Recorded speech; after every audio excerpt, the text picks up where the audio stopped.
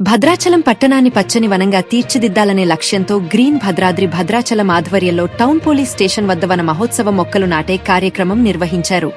ఈ కార్యక్రమానికి ముఖ్య అతిథులుగా డీఎస్పీ అరుణ్ కుమార్, సిఐ నాగరాజ్ పాల్గొని మొక్కలు నాటారు. ఈ సందర్భంగా మాట్లాడుతూ పర్యావరణ పరిరక్షణ ప్రతి ఒక్కరి బాధ్యత అని అన్నారు. భవిష్యత్ తరాలకు స్వచ్ఛమైన గాలి, ఆరోగ్యకరమైన వాతావరణం అందించాలంటే ప్రతి ఒక్కరూ మొక్కలు నాటి వాటిని సంరక్షించాలని పిలుపునిచ్చారు. తదుపరి గ్రీన్ భద్రాద్రి అధ్యక్షులు ఆర్ రామకృష్ణరెడ్డి, గోళ్ల భూపతిరావు ఈ సందర్భంగా వారు మాట్లాడుతూ పర్యావరణ పరిరక్షణ ప్రభుత్వ బాధ్యత మాత్రమే కాదని ప్రతి పౌరుడు తన వంతు బాధ్యతగా స్వీకరించాలని అన్నారు. ప్రతి ఒక్కరూ కనీసం ఒక మొక్కనైనా నాటి దాని సంరక్షణ బాధ్యత తీసుకోవాలని కోరారు. కార్యక్రమంలో గ్రీన్ భద్రాద్రి కార్యదర్శి రంజిత్ నాయక్, కోశాధికారి ఉప్పాడ రామ్ ప్రసాద్ రెడ్డి, పూర్వ అధ్యక్షులు గోళ్ల భూపతిరావు, లాయర్ తిరుమలరావు, తులసి, ఎస్ఐ రామకృష్ణ, పోలీస్ సిబ్బంది తదితరులు పాల్గొన్నారు.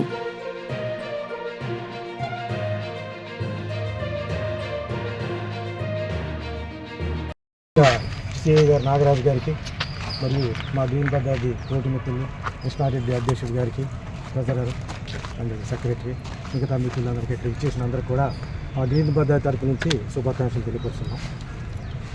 భద్రాచలాన్ని హరిత భద్రాద్రిగా తీర్చిదిద్దాలని 2012లో అంటే ఇప్పుడు 15 సంవత్సరాల క్రితం కొంతమంది ప్రముఖులు గ్రీన్ భద్రాద్రిని స్థాపించడం జరిగింది. ఇప్పటి వరకు అప్రఘాతంగా 25,000 పైచలకు మొక్కలు మేము అవెన్యూ ప్లాంట్స్ అంటారు దీన్ని. దిస్ ఈజ్ టర్మిలేనియా, ఆల్మండ్, రకరకాల కదంబం, తర్వాత స్పానిష్ చెర్రీ, ఒకడ రకరకాల మొక్కలు కూడా ఊర్లో నాటడం జరిగింది. భద్రాచలంలో ఉన్న ప్రతి మొక్క కూడా అది మన సంస్థ నుంచి నాటడం జరిగింది.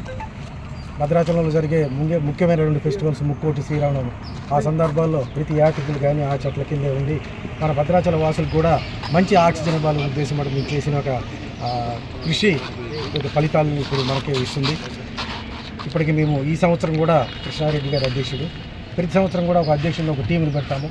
అదేవిధంగా భద్రాచలంలో ఉండే డానర్స్ మాకు దాతలు ఉన్నారు, వాళ్ళకు కూడా ఈ సందర్భంగా మనం అందరం కూడా క్లాపింగ్స్ ఇవ్వాలి. ఎటువంటి ప్రతిఫలం ఆశించండి, ఒకే ఒకటి, అదే మొక్క. మీరు ఏమి చేసినా కానీ దాని నుంచి మనకు ప్రతిఫలం వస్తుంది.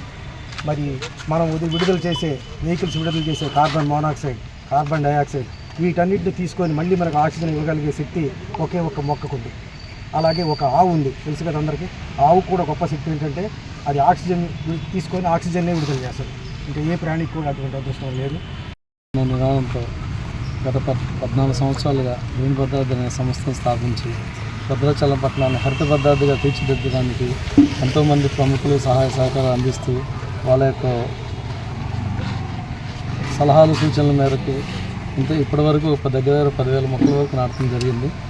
ఈ సంవత్సరం కూడా మేము ఒక 500 రెవెన్యూ ప్లాంటేషన్స్ నాటడం జరిగింది.